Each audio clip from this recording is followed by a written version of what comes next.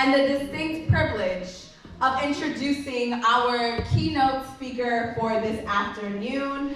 This keynote speaker is a very accomplished, you will hear in her bio, but a very accomplished scholar, artist, and just, to be honest, in my mind, sometimes when I hear her speak, I'm like, has she ever done comedy too? Because she's really funny. And so I am, just inspired by her work.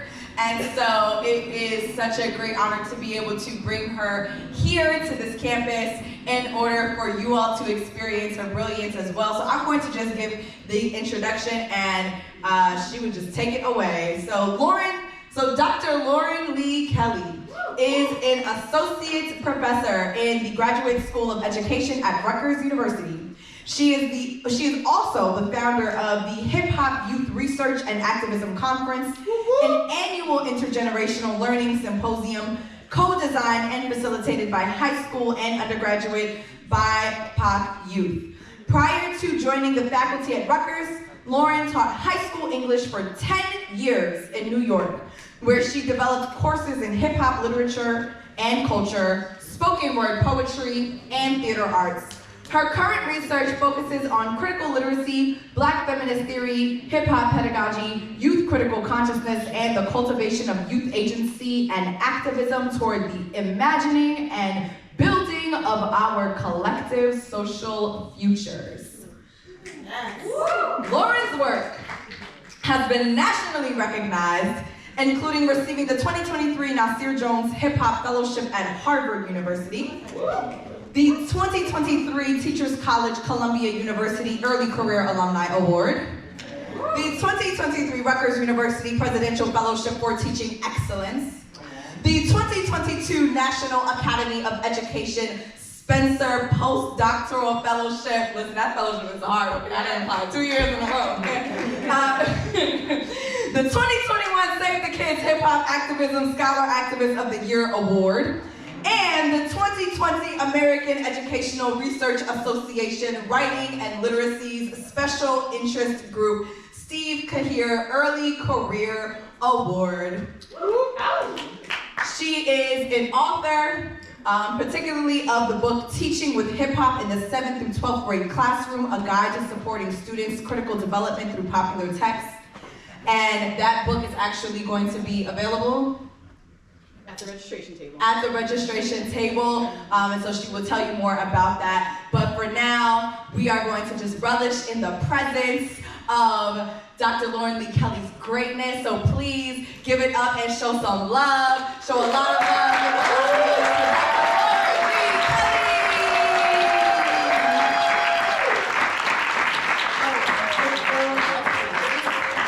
Are you hearing that?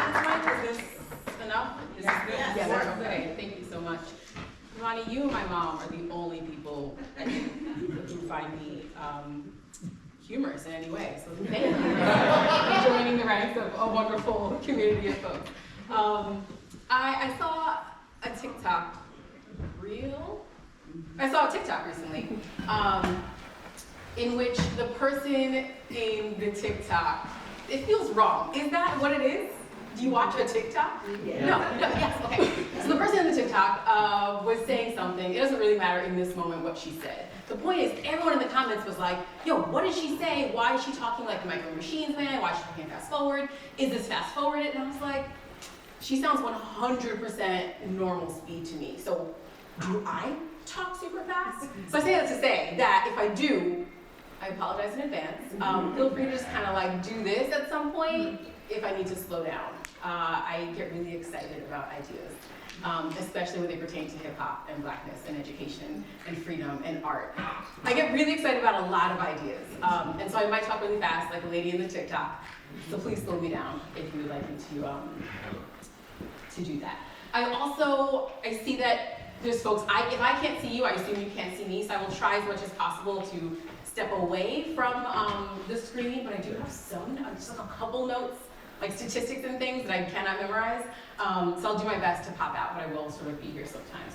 So I'd love for us to start with, the song. It's a clip of a song. If we had more time, we'd do the whole 5.5 minutes, but like I don't think we do, so this is an abbreviated version of this track.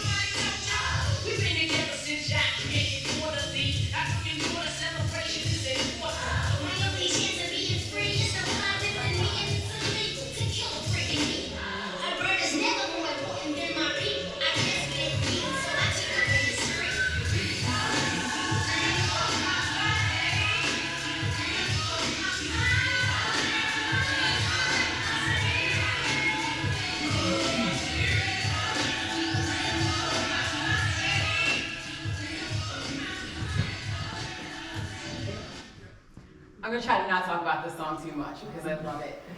So those who are less young in the room probably have a different sort of resonance with this track, with the song, with the video, because we recognize almost all, if not all, of the women in this video. There are all of the R&B singers, the soul singers, and the hip hop artists from the late 80s into the 90s, into the late 90s. And so it meant a lot for us to see them all literally in a room together, collaborating on this track. And I do encourage you, it is on YouTube. All the videos are just as blurry and fuzzy as this. It's just, it was different times. But there's a line where they say, I think Patra is singing it, and she says, "Sisters, rising up, I'm saying that our time is here. We're taking back what's been ours for years." Like, this was a very radical song. And it was also like on the radio, it was on MTV, like it was also very mainstream. And so I share this with you as a way to think about and understand some of the orientation that I'm coming from and I'm bringing into this space. Like when I talk about hip hop and hip hop as this space for freedom and liberation, like I'm talking about that, right? And I understand that that's not everyone's time period, that's not everyone's version of hip hop, but I want to be very clear in naming my own positionality and what I'm referring to. And I think the fact that this was mainstream discourse, right? I was a teenager when this came out, and I knew it was significant, and it meant something, and it really helped to build my understanding of what we could be and do together.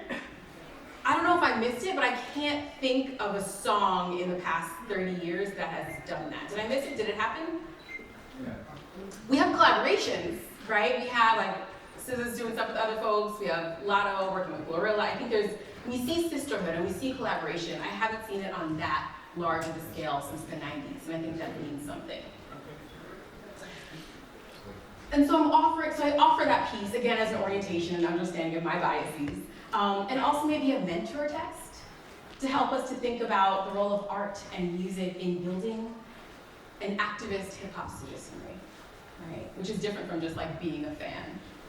I also think that for me, when I think of hip-hop culture and what it could be and do for the freedom movement, this for me, that like moment in time, in addition to what you're hearing, what you're seeing, like that's what I think of. That's what I'm constantly trying to push us towards and aspiring to. And so what you see here are three components of what I think about my own sort of hip-hop activism that happens in the classroom, in communities, through my literacy development. And it's really centered around community, specifically critical literacies, but also literacy more broadly, and this idea of praxis, which we'll talk more about. But I love that the theme for this year is focused on praxis. I don't think we talk about it enough. I don't think we actually talk about what it means, and the fact that praxis is something that needs to be happening all the time. Like, you can't just do it on a Friday, right? Like, this is a constant theme of mine. And so we start with community, and community is something that, before I understood that this is what was happening, I think I've always been engaged in community in some sense. And for me, it really started with hip hop. I was a radio listener. For those, again, that was, all we had was like radio, TV, and magazines, and a newspaper. So we had limited access to media. And so Hot 97, which was sort of the hip hop radio station, it was the only one until I think like 2001-ish, in the New York, New Jersey, and parts of Connecticut area. And so like, those were my people. And Angie Martinez has never met me, doesn't know me. I did try calling in a lot in the morning, but I never got through to the radio station, so none of those people know me. But I felt like we were in a community together, right? I knew them. I was engaged with what they were talking about. I was recording stuff from the radio all of the time, so my first mixtapes were radio-based. But even beyond the radio, there's a way that I was engaged in hip-hop community through the music I was listening to, right? Through the imagery, through even how me and my friends sort of spoke about music and spoke to each other, like the language that we used. All of this was connected to this community of hip-hop. So this is the first way that I came to understand not only community, but issues of social justice. Lisa Evers, who's now a journalist on TV, but at the time was a journalist specifically on Hot 97, 9 p.m. on Sundays, which at the time felt really late because it was close to my bedtime.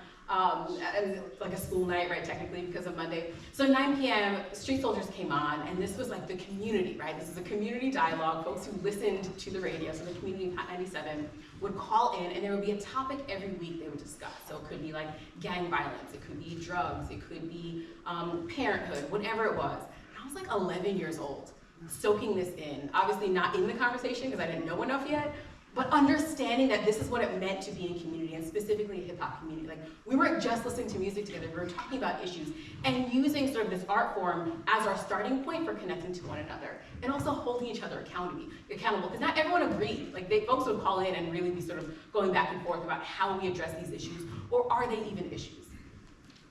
And it was also the first space that I really came to understand this notion of the radical imagination, right? Seeing how folks were enacting imaginations, right? There wasn't a hip hop award, right? There wasn't a rap album award. There wasn't even, at a certain point in time, a TV station that would show rap music, right? So all those things had to be imagined before they became a reality. Another thing I started to learn as I was sort of growing older and moving throughout the world was how hip hop as a community allows for you to enter any space, and anyone else who's connected to hip hop, like, those are your people automatically. I did my study abroad in the UK, in Brighton, England. And I think the second day I arrived, I was in the record shops. I was a DJ at the time. We'll talk about that later. But I'll go to the record shops, and immediately, like, whoever's in the hip hop section, like, we are friends. And again, I'm new to this country. I don't know anyone. I don't have family there. I'm just there. And I was already getting invited to events, right? So I'm like at the DJ event, I'm at the freestyle event. Immediately, this became the community I was sort of engaged in that welcomed me into this space, again, through hip hop. And then after I graduated, I moved to, no, this is not working anymore. Nothing's working anymore. Hold on, it's trying to do a software update. Of course it isn't. There we go. So after I graduated, I decided I wanted to go into education. We will talk about that in a moment.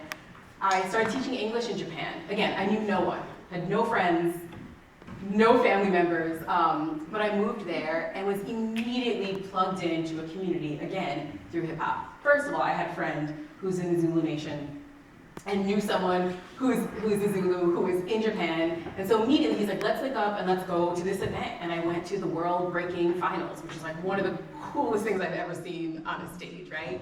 And again, it was this warm and welcoming community, right, that I could just plug right into.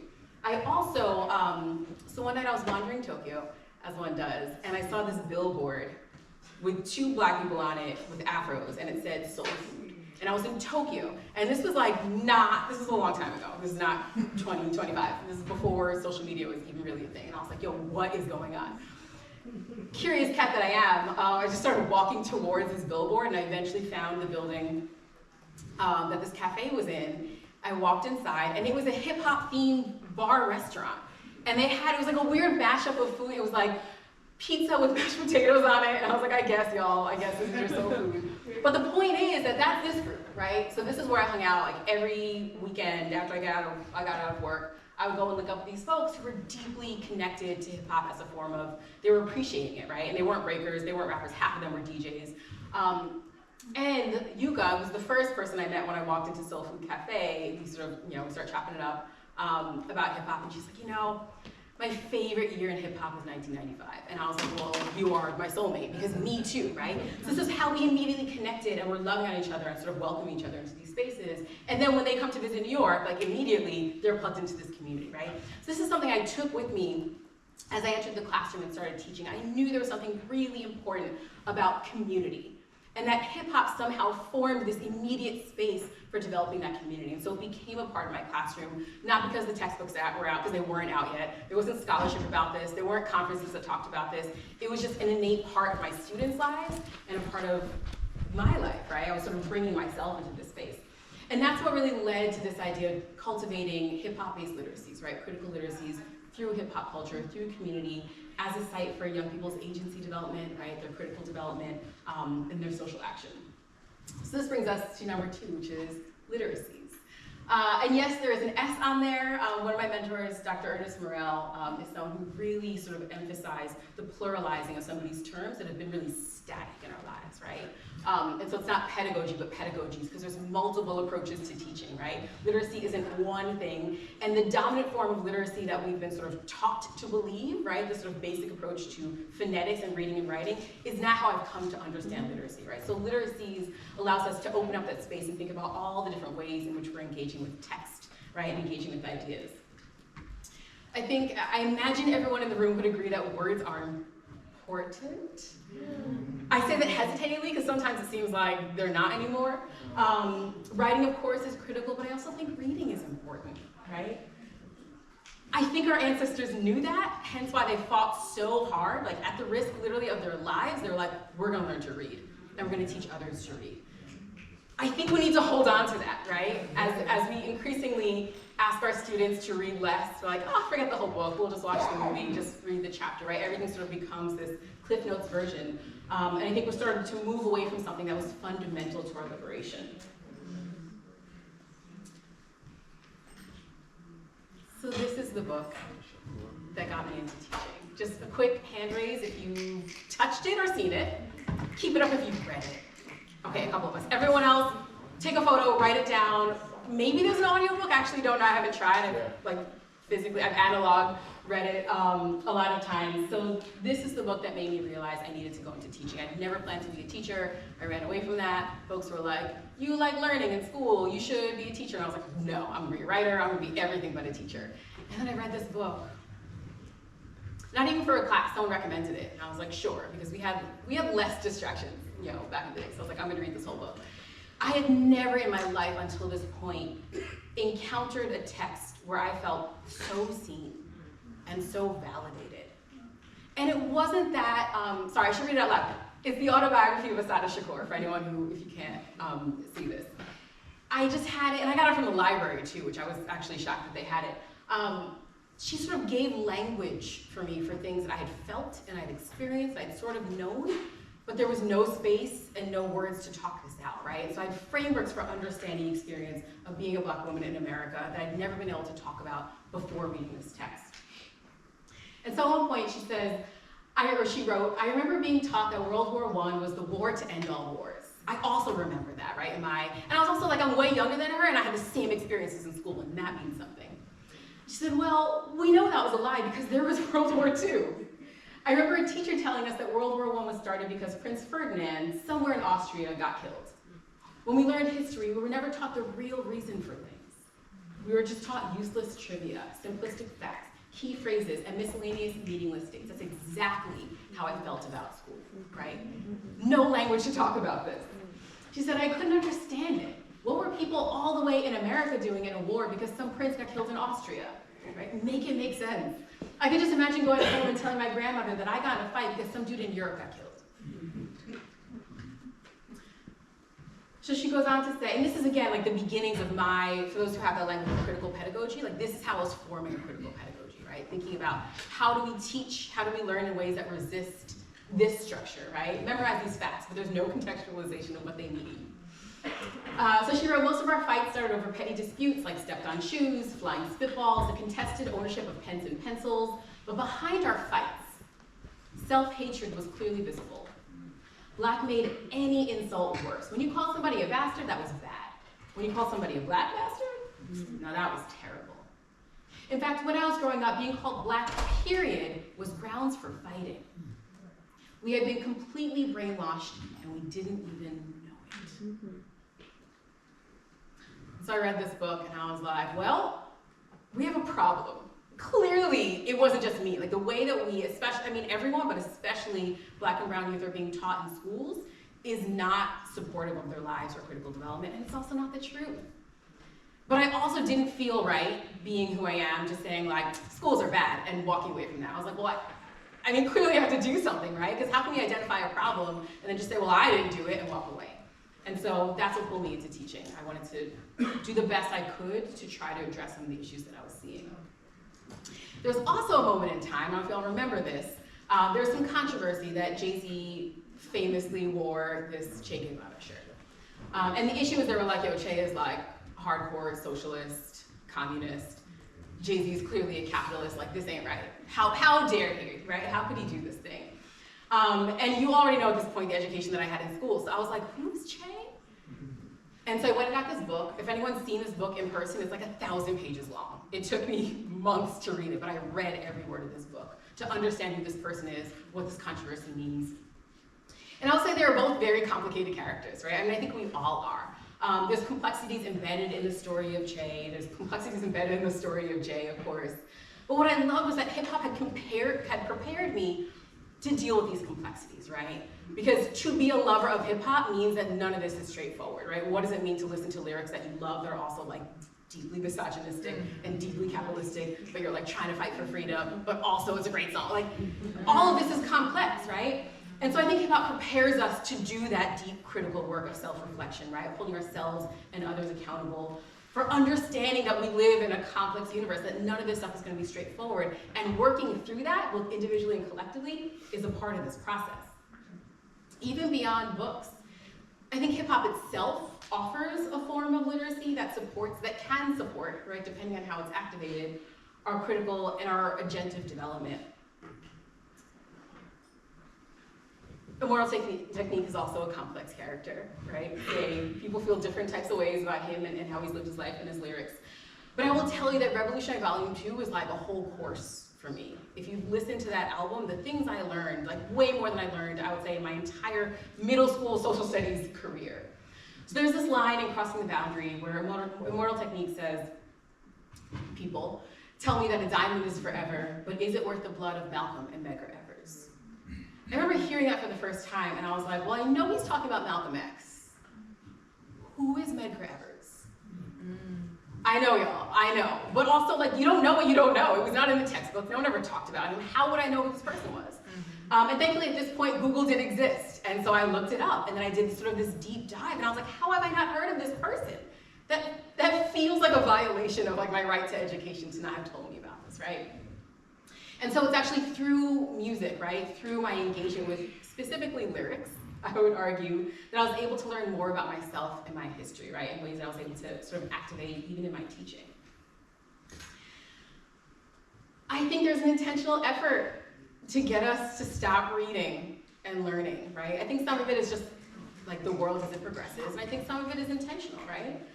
The fact that they're saying all of these books can't be in the curriculum, right? That teachers are fired, that administrators are fired or forced to leave because they're trying to read like basic literacy. Zora Neale Hurston, like all of a sudden that's like radical text. What do you mean? There's an intentionality here, right? There's a book by Santi Elijah Holly that focuses on the Shakur family. Really fascinating text. There's a scene that I really appreciate that resonated with me, and forgive me, I don't memorize the names, but there was a young person, I think he was like 15, 16, showed up to a Black Panther meeting, And after the meeting was over, this is his first meeting, so after the meeting's over, the person who facilitated it, he went up to him and said, hey, this was cool, but I thought we were gonna be armed. Like, I came here to be armed. And the facilitator said, I got you. And he opened the desk drawer, took out a book, and he handed it to this young man. And of course, this young man is like, no, I thought you were gonna give us weapons. And he said, sir, I just did.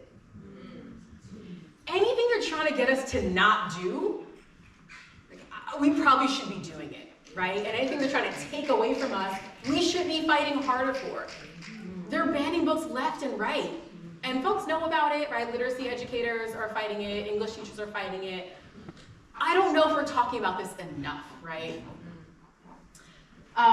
So I think we hit a stretch of time where we realize that we need to do some healing work, right? We're like, we've been fighting and surviving and struggling for so long. Can we take a beat, right? Can we rest? Can we do some yoga? Can we do some meditation? Can we take a mental health day? Can we chill? I think about this quote from Megan Thee Stallion when she was sort of defining Hot Girl Summer, which became a thing, right? And she said, it's about women and men being unapologetically themselves, having a good ass time, hyping up their friends, and doing them. And I love that statement. And I think it's a really important energy that we needed for a particular time.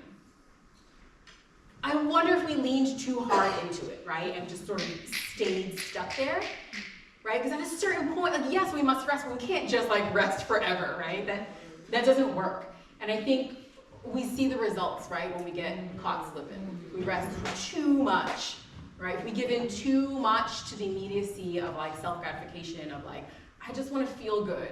Of course, we all want to feel good, right? But if we're trying to feel good all of the time in the short term, it has long-term consequences. Like, how did this happen behind our backs? How? Y'all, like, many of us were born into a world where, like, it was just, of course there's affirmative action. Of course women have a right to their body. And now they're talking about getting rid of the Department of Education. Like, how are we here? And this is not to blame us, right? Obviously, this is not our fault. We did not do this.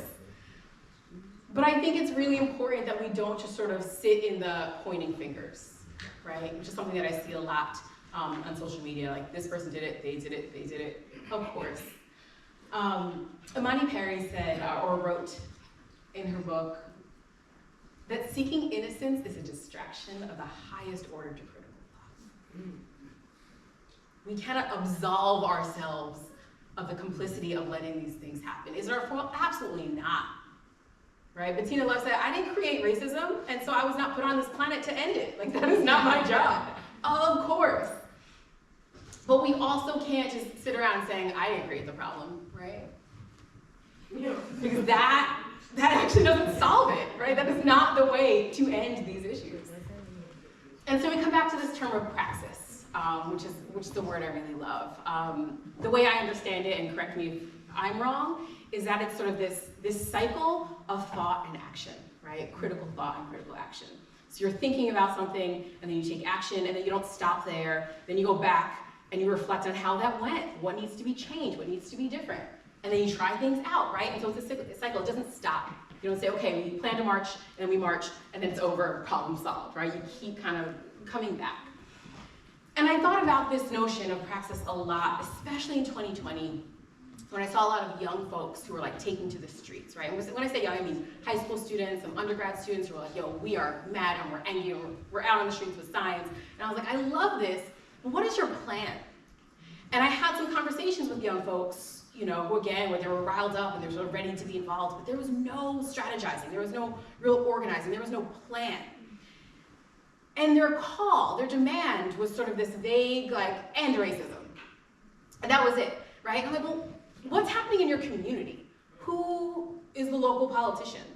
Who's the council person? What's happening in the school? Like, what are you actually demanding of your local community, right? Sort of everyone was galvanized around this general idea of like ending American racism. And I was like, y'all, a march won't do that.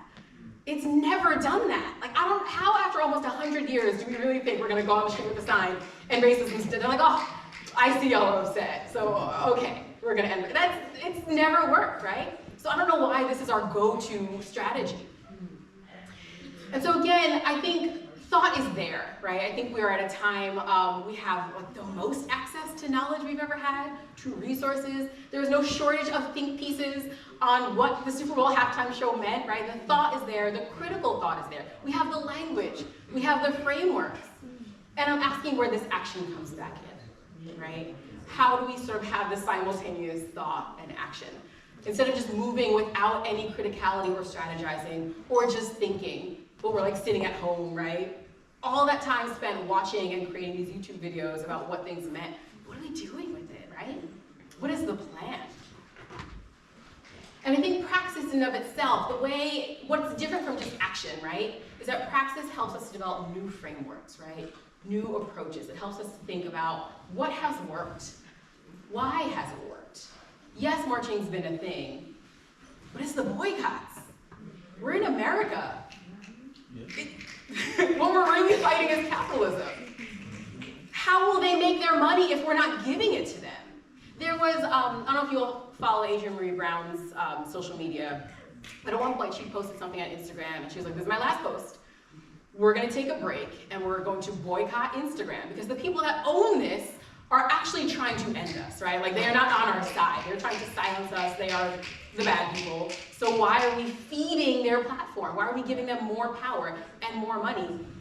And folks in the comments were like, I hear you. But this is where I get my information and it's where I communicate and like my activism is really here because this is like how I know what's happening. So like I can't escape it. And I get that sentiment, right? Or like if this is the space that we're organizing in, like I can't not use it. But I also wonder, like, why don't we create new spaces? That's not impossible. These spaces, in some ways, like, exist because of us. Elon Musk bought Twitter for a reason. Look at all the work that folks were able to do through Twitter. Arab Spring, Twitter. And so the fact that we feel beholden to these sites, they're not even like physical, like they're digital spaces. Surely we can create our own, right? But that requires thought, it requires praxis, it requires these critical approaches. And so I mentioned earlier that praxis is a practice, right? That this is something you should be engaged in all the time. It doesn't always have to be the super high stakes we're organizing a rally in DC, right? It's how are we in our daily lives looking at problems, thinking critically about them, and then trying to create solutions. So I mentioned I was a DJ. It didn't happen because I was aspiring in life to be a DJ. Again, I never thought I'd be a DJ. I did make some pretty good mixtapes, I will say.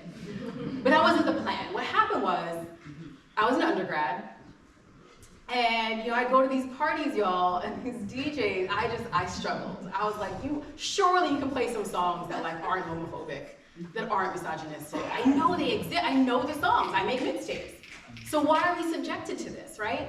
The other issue is the folks who knew that, who were sort of more critically minded, would have us at this party and it's like, all reflection eternal and dead press. I'm like, I hear you, but we're literally at a party. Like this also doesn't work. And so I thought about this. Literally, I remember going home on like a Saturday night, and I'm like, Lauren, what do you do? And I was like, I guess I gotta be a DJ now.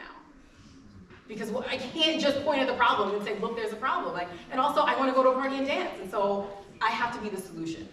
And so I bought some Gemini 500s, not great turntables, but like someone was selling them used on campus, and some like starter records.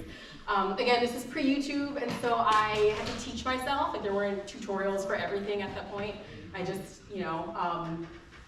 got this old equipment and taught myself how to DJ so that I could throw parties, which I did. I was organizing parties all the time. Again, this is not like a revolutionary movement, right? But it's thinking about this thought and action, right? And I did the first party, and I was like, okay, that wasn't like the tone I was going for. Let me practice. Let me think about this, right? How do I do better? How do I also bring other DJs into this space?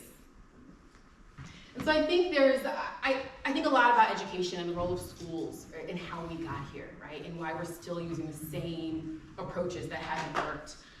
In some ways, I think we were sort of lulled into this false sense of security, of complacency, as though the work that our ancestors have done, some of the more sort of like mainstream stories that have been drilled into us, were like, they did it, right? They fought for us to vote, we got the right to vote. They fought for integration, we got integration.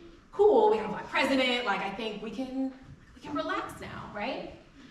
But if we really read our history, then I think we know that that's not how it works, right? We actually have to keep flight. It's like if anyone's ever treaded water. What's the past tense of tread? Tread. If you tread, that feels like a mistake in our language. But yes, if you tread water, what happens if you stop treading? Right? Like I know it's sad, and that's why you can get the floaties, so you can relax a little bit, right? There's ways around having to like work all of the time, but you can't just stop treading because you will sink, right? And so what we're experiencing right now, I think, is a direct response to the success of these folks, right? We know we have these pendulum swings, and we thought like, cool, like, they get it now, we got all the things. After 2020, like they heard us, and now we have DEI officers, and we stopped, I think, not everyone, but in a mainstream sense, right? We stopped treading, right?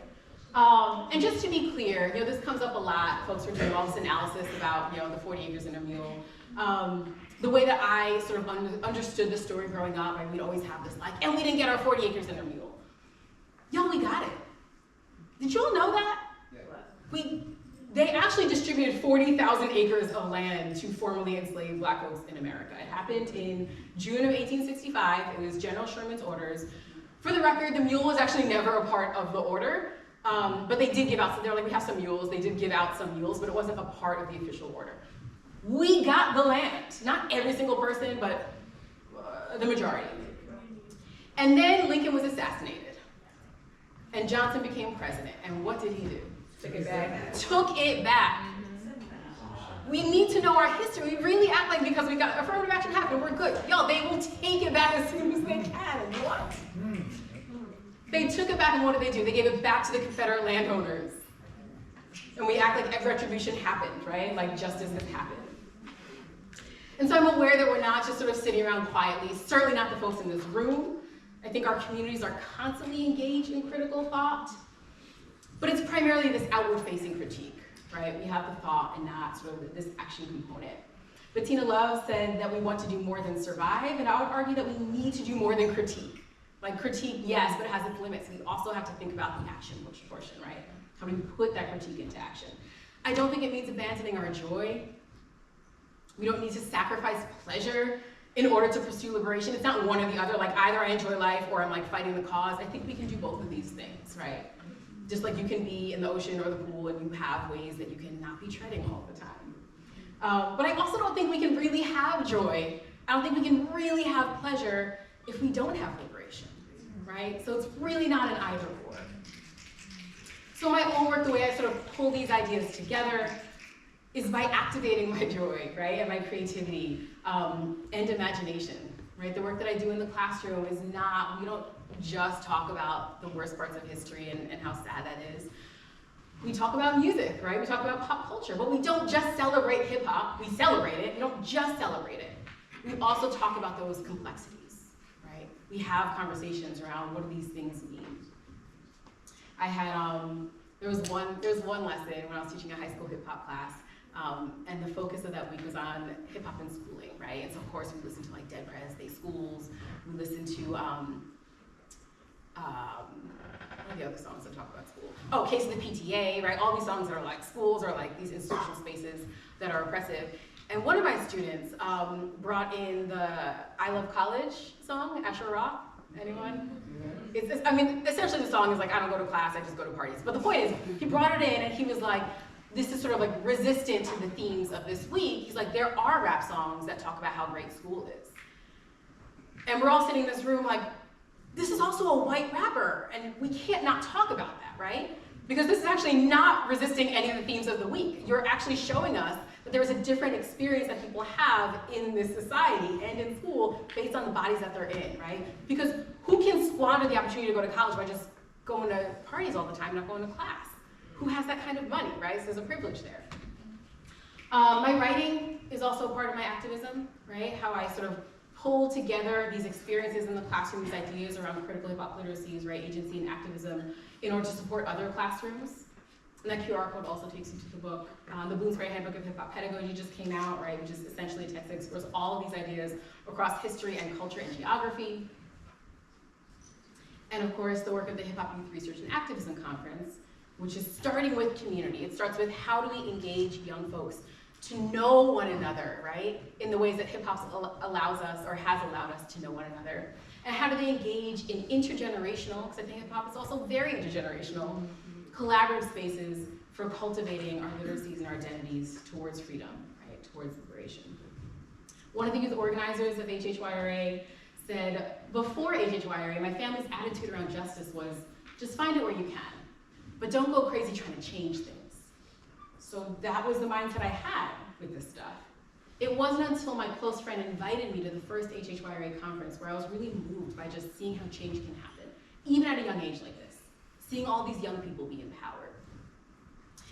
This brings us back to community, right? Like people don't just like come out the womb and they're like on the street as activists. Sometimes it's just like, my friend wanted me to go to the thing, so I'm at the thing, right? One of the best classes I took in undergrad, I just followed someone to a class because I needed credits, and I was like, I guess I'll be in this class. One of the best classes I ever took.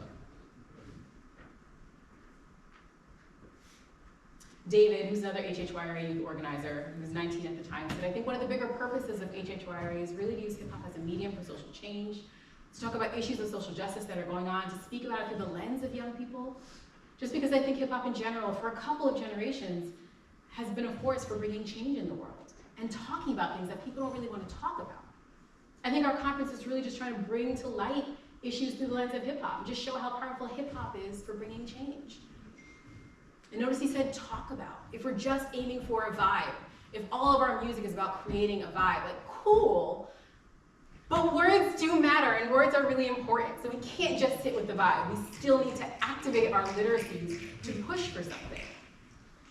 I really like this idea of desire paths. I don't know if y'all see them. They pop up a lot on campuses, especially in the snow. So there's like the concrete paved ways that we're told we're supposed to walk, right? You want to get from A to B. This is how we want you to do it. This is how we expect you to do it. And then there's what people actually do. No, I'm going to go this way because it's way faster. Why would I go all the way over there? So desire paths actually exist because multiple people are like, no, this way makes way more sense for my life and for my body. And they carve out these paths that are created by users as opposed to the city planners, right? This is like a phenomenon in like city planning and architecture. And I think hip hop is that. Hip hop is a desire path, right? It was something that was created in order, based on the identities and the cultures and the literacies of young people saying, no, there's a better way to do this. And we have our own way of doing this, and this is going to lead us somewhere, right? This is actually a framework for praxis, for creativity, for innovation. Leigh Kelly referred to rap artists, particularly like Black Star, De La Soul, Tribe Called Quest, as modern ancients, redefining freedom, imagining a communal future and present without exploitation, right? He sees hip hop as this desire path, right? As this way. The terms freedom dreaming and like Black radical imagination are thrown around all the time in social media. Y'all read the books though. Because it's not just words. It's not just like, oh, Black people's approaches to creativity. No, Leigh Kelly unearths the history of surrealism, specifically Black activists, including in the Caribbean, and how they actually use surrealism as a way to change the structures of society, right? To imagine something different, because we can't act on something different if we can't imagine it first. So read the text, y'all. I promise it's rewarding. And finally, I know we're out of time, so I'll end with this. It's not lost on me that Kendrick Lamar did not perform All Right, which was probably like the revolutionary anthem of the 2020 protests, right? You could not do anything and not hear the song. It was the song. One of his most popular songs. Why didn't he perform it? I think it was intentional. And I think he recognized that like that was then, and this is now. We ain't gonna be all right if we don't do something. We can't just sit around and be all right. Like we tried that. And we were able to get more well, get healthy, drink more water, and also like we need to act, right? We need to move, right?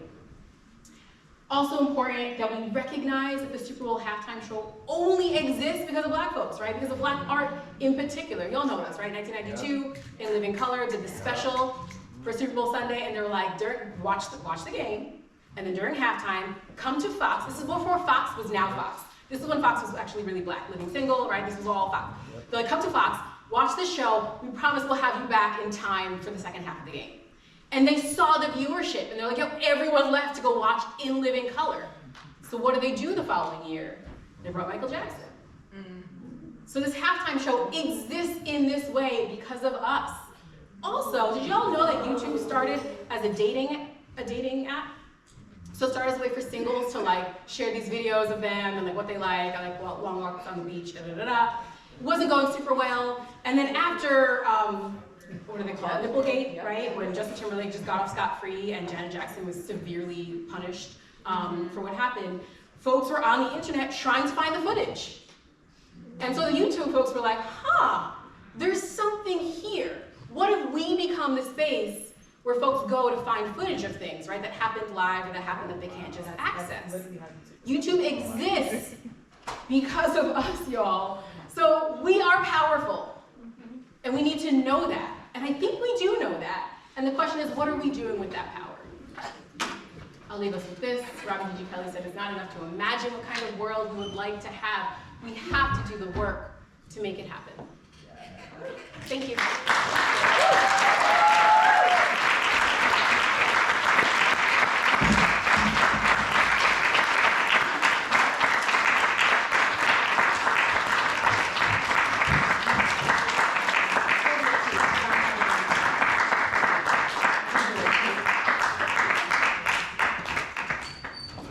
I saw a hand somewhere over here. Was that a hand?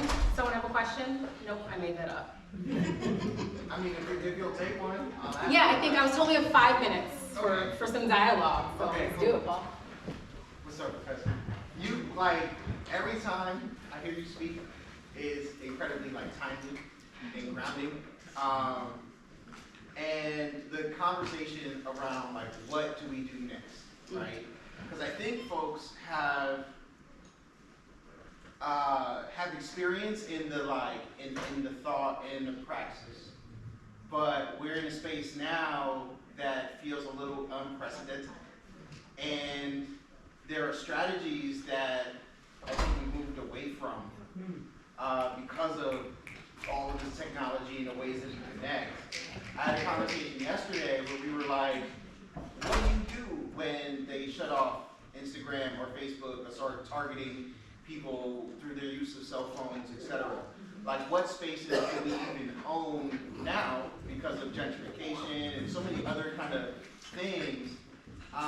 So I think this question around, like, do we need to go backwards to rediscover those, like, old ways of organizing? Or is this the time that we dream up of new ways for connecting and for organizing? I'm just curious what your thoughts are. Yeah, I love that. So I think it's both. I don't know if it's so much of going backwards, but I think we need to know what's come before, right? I think we need to, so even this idea of unprecedented, right, where folks are like, whoa, who would have thought? And so I'm currently reading Jermaine Fowler's, y'all, I read every day, Monday through Friday. I exercise and I read before I do anything. If we're having a meeting, I've already read. That is the first thing. I love it. So I'm reading Jermaine Fowler's The Humanity Archive. And I'm learning stuff. Robert Smalls, y'all, the dude who stole the ship and sailed his family and his friends' families to the north to freedom, and then gave the ship to the Union Army, like, y'all can have. What? Why don't we know that? And so I think we need to know our history, right? I think we really need to know what were the strategies people use, what do people do, how are they doing this work, and come up with new ones.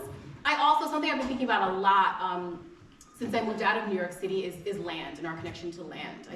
I hate the reparations conversation that's about money. I'm like, y'all, they'll give us like $10 bazillion and then also like stop using dollars and be like, and now we're just using crypto. And so we just have dirt.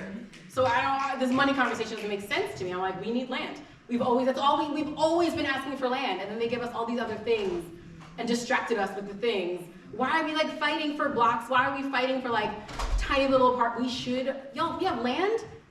We have farms. We don't need Whole Foods if we have farms. It feels so common sense to me. So I think it is a going back, right? Because if we look at our ancestors, like they were tilling land and they were really good at it and they were able to be self-sufficient because of that. So I don't know why we're relying on these on Amazon grocery. Like, why are we relying on this? We could do this ourselves. So it's a book. No, that's helpful. Thank you. Thank you. We have time for one more chat, and then I'll kick us off stage. Yeah. Repeat what you're reading. Yes, it's called The Humanity Archive. Jermaine Fowler, who's an independent scholar, he's like, forget these institutions. Like, I know how to do research, I know how to write. and he's sort of unearthing these stories, right, from history. And I say unearthing, historians know this stuff, but as someone who had like a basic K-12 education, I'm like, I didn't know any of this. I didn't know Harriet Tubman was like a strategist in the Civil War, right? Like we know that she, helped defeat the slaves, but like she was really like developing military strategy and working with the Union Army and did like raids on farms. Y'all, we gotta read. But yes, Jermaine Fowler, he's also on Instagram, The Humanity Archive. And a lot of the school libraries have a digital copy, so you can also like download the PDF and read it there too. What's your zodiac sign?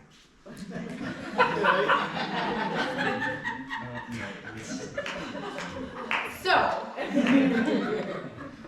the quick version of it is I am a Virgo. Oh. I grew up not reading the newspaper. I read magazines, and in magazines my birthday is actually a Leo, and so I was like, this makes sense, I'm a Leo. And so in some ways, like I'm on the cusp. Both are there. As I mature in life, the more of the Virgo me is coming out. But when I was organizing parties, like that was Leo Lauren. And apparently I'm like a Leo rising, which is surprising to people. I don't know. That makes sense. Do you have room for another question? Yes. Okay. So I feel like with I feel like when hip hop was first created in the modern iteration that we're familiar with today, Praxis was like a center part to it. But over time, it got commercialized, commodified, and people forgot about what it was even about, right? Like, it was just, people focused on numbers and is it a hit, and just thinking about the music, not even the actual culture. And then Kendrick kind of brought up that okay, this is our culture, and it's about praxis and things like that. And I've seen this kind of like exposure of like people who recognize hip hop as that culture with Praxis as the center, and people who don't. And going forward, do you feel more people are going to adopt the culture of hip hop in that sense, with Praxis being the core of it, or do you see it still shifting further in the direction of like commercialization and it being more of a product that has nothing to do with Praxis and its core? That's a great point. I think a lot of it is about the ownership. So I noticed, I don't know if Billboard Hot 100 means anything these days, but Kendrick's like a third of the 100 right now. Like it's, the stuff that came out like a year ago is like back. It's amazing to see, because I'm like, yes, lyrics. Are we doing words again? Like I'm here for this. So I think what that tells me is that the issue has never been that people don't want it, right? It's about what's popular. And to be honest, like me, like the little like 13-year-old revolutionary me, it's because it was cool. It's not, again, we don't come out the womb like, it's, a lot of it is like what is in the air, what are we breathing in, what's circulating. And when we were all wearing the X hats, we were like, this is what we do, this is what we're about, and then it stopped being cool. So I think it really is about who is owning the spaces that are really marketing like what is cool. And when Kendrick was topping the charts, when everyone was talking about it, when everyone's watching this video, everyone's doing think pieces, everyone's like, oh, this is what's cool now. Folks act like they didn't love Drake 6 months ago. When did the beef start? Let's say a year ago. Right, and so I think it really is, we have so much power as folks who are in institutions, who are leaders, who are artists. We have to make it cool again. And I think that's really where it is. Folks will do whatever we're doing. So we need to dictate what we're doing.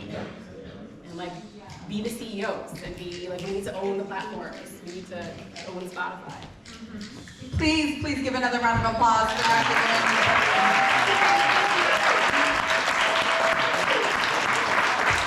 And on behalf of the Black AF Committee, we just want to thank you so much with a token of our appreciation for your wonderful time and your speech and just being here with us today.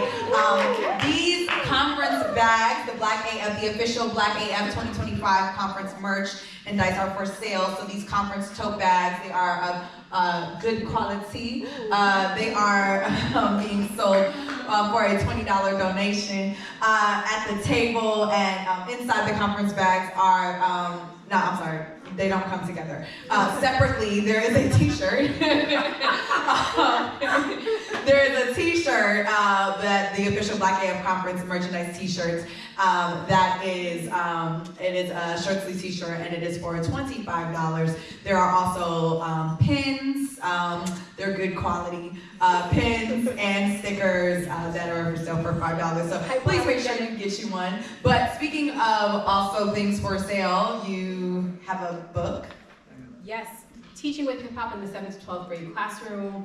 It starts with like why hip hop is a site for critical development and activism, and also for those who are educators or working with young people, actual lessons that you can engage young people in these ideas that are really fun and that talk about lyrics and words and the power of them.